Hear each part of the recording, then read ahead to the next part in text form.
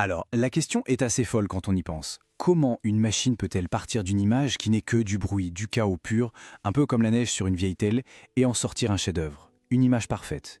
Eh bien, c'est précisément la question à laquelle répond une technologie vraiment révolutionnaire. Et la réponse, elle se trouve dans ce qu'on appelle les modèles de diffusion. Ce sont eux, les artistes algorithmiques, qui arrivent à sculpter de l'ordre à partir d'un désordre total.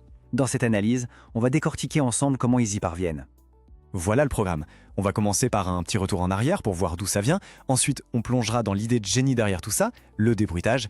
Puis on regardera le processus en détail, ses applications qui sont assez incroyables. Et pour finir, les défis qu'il reste encore à surmonter.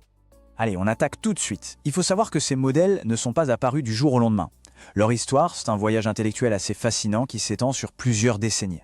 En fait, les bases théoriques sont plutôt anciennes. Dès 1982, l'idée d'inverser un processus de diffusion est sur la table. Mais bon, il a fallu attendre presque 40 ans, avec des étapes super importantes comme les travaux de Vincent en 2011, pour finalement arriver à la publication de 2020 par O et son équipe. Et là, ça a tout changé. C'est ce papier qui a rendu ces modèles si performants et utilisables en pratique. Bon, maintenant, passons au cœur du réacteur. Concrètement, comment ça marche? L'idée centrale est à la fois super simple et absolument géniale.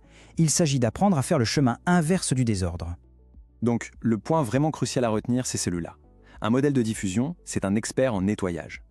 Imaginez qu'on prend une image parfaite et qu'on l'abîme petit à petit jusqu'à ce qu'il ne reste plus qu'un tas de pixels aléatoires. Eh bien, le modèle, lui, il apprend à faire exactement le contraire, partir de ce bruit et, pas à pas, reconstruire l'image originale. Et ça illustre parfaitement les deux phases. D'un côté, on a le processus direct, celui où on dégrade l'image. Ça, c'est l'étape facile, c'est automatique. Et de l'autre, on a le processus inverse. C'est là que la magie opère. C'est le réseau de neurones, après un entraînement intensif, qui apprend à deviner à chaque petite étape comment rendre l'image juste un peu moins bruitée jusqu'à atteindre la perfection. Oui, mais comment le modèle sait dans quelle direction il doit nettoyer ce bruit? C'est là qu'intervient une astuce mathématique essentielle, la formule de Tweedy. C'est vraiment le lien théorique qui a tout débloqué. En gros, elle nous dit que si on arrive à construire un bon débruiteur, alors on a par la même occasion appris toute la structure de nos données de départ. C'est le déclic, le AA théorique qui rend tout l'entraînement possible. Ok, maintenant qu'on a le principe général, regardons la mécanique d'un peu plus près. Comment ça se passe? Concrètement, ces fameux processus directs et inverses. Le processus direct, celui de la corruption, il est très méthodique. On prend une image propre, une belle image de notre base de données, on y ajoute une toute petite dose de bruit, et on répète l'opération, encore et encore, des centaines voire des milliers de fois. À chaque pas, l'image perd un peu plus de sa structure, jusqu'à ce qu'elle ne soit plus qu'un brouillard de pixels complètement aléatoire. Le processus inverse, lui, c'est la vraie phase de création. On part d'une image de bruit pur, une image qui n'existait pas avant. Et à chaque étape, on pose la question au réseau de neurones, quel est le bruit que tu vois dans cette image? Le modèle fait sa prédiction, on soustrait un petit bout de ce bruit et hop, l'image devient un peu plus claire, un peu plus structurée. On fait ça en boucle jusqu'à remonter tout le chemin et là, une image cohérente apparaît, comme par magie. Et c'est ça, la clé de tout l'entraînement. L'objectif, au final, est très simple à formuler. On ne demande pas au modèle de prédire l'image finale, ce serait beaucoup trop compliqué. Non. On lui montre une image à moitié corrompue et on lui demande juste « Dis-moi quel est le bruit que j'ai ajouté pour en arriver là ». En devenant un expert à ce petit jeu, il apprend implicitement toute la structure des images. Cette citation, elle vient d'une implémentation très connue et elle résume bien le jargon technique. La correspondance de score par débruitage, c'est exactement ce qu'on vient de décrire, prédire le bruit. Et l'échantillonnage de Langevin, c'est juste le nom de la technique mathématique qui nous permet de suivre ce chemin de débruitage, étape par étape, pour arriver à une belle image finale. Bon, alors à quoi sert toute cette théorie à part créer de jolies images?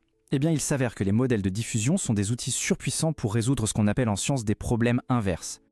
Un problème inverse, c'est simple, c'est quand on a le résultat mais qu'on a perdu le point de départ. C'est comme avoir une photo toute floue et vouloir retrouver la photo nette, ou n'avoir que quelques morceaux d'un scan IRM et vouloir reconstituer l'image complète. L'information a été perdue, ou alors elle est incomplète et il faut la deviner. L'IRM, c'est l'exemple parfait. Pour qu'un examen soit plus rapide, on peut faire un scan incomplet. Du coup, on se retrouve avec des données manquantes. C'est là que le modèle de diffusion intervient. Comme il a été entraîné sur des milliers d'images médicales, il a appris à quoi ressemble un scan normal. Il peut donc utiliser cette connaissance pour combler les trous de manière incroyablement plausible et précise. Et ça accélère l'examen pour le patient. Et là, la différence avec les vieilles méthodes est fondamentale. Les approches traditionnelles, elles cherchent une sorte de solution moyenne, ce qui donne souvent des images un peu floues, sans les détails fins. Les modèles de diffusion, eux, ne donnent pas une seule réponse. Il génère une solution qui est plausible, qui est réaliste, avec tous les détails auxquels on s'attendrait. Même si ce n'est pas une copie pixel par pixel d'un original qu'on n'a de toute façon pas. Mais attention, malgré leur puissance, ces modèles ne sont pas encore parfaits, loin de là. Ils ont leurs propres défis, leurs propres limites, et c'est d'ailleurs au cœur de toute la recherche actuelle. Le principal inconvénient, on ne va pas se mentir, c'est la vitesse. Pour générer une seule image, il faut répéter le processus de débruitage des centaines de fois, et ça, c'est lent et ça coûte cher en calcul. En plus, pour les utiliser sur des tâches précises, il faut ajuster plein de petits paramètres. Et même les versions dites rapides, les modèles latents, ont leurs propres compromis qui peuvent parfois affecter la qualité finale. L'analogie est vraiment excellente. Une imprimante 3D dernier cri peut créer des objets magnifiques, avec des détails incroyables. Mais ça prend du temps. On ne l'utiliserait pas pour imprimer une simple feuille de papier. C'est pareil pour les modèles de diffusion. Ce sont des outils de pointe, mais le rapport performance-coût n'est pas encore optimal pour absolument tout. Allez, pour finir, récapitulons les points essentiels de cette plongée et tournons-nous vers l'avenir de cette technologie qui est, soyons honnêtes, fascinante. Donc s'il y a quelques trucs à retenir, c'est ça.